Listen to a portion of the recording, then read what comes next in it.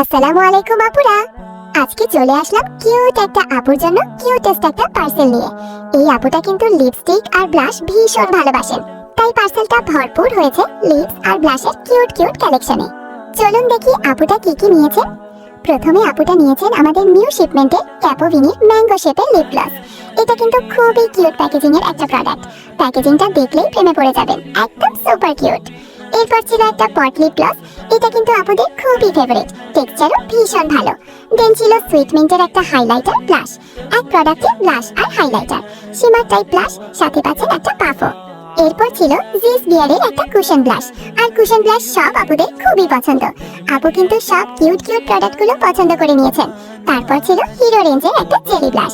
আর আপু আমাদেরকে রিকোয়েস্ট করেছে যে আপু তুমি আমার ভিডিওটা মেক করবে। দেন আপু ইলাডোরের একটা ওয়াটার টেন্ট নিয়েছেন। এরপর ছিল বিয়ারের একটা লিপস্টিক। তারপর ছিল একটা লিপ গ্লস। দেন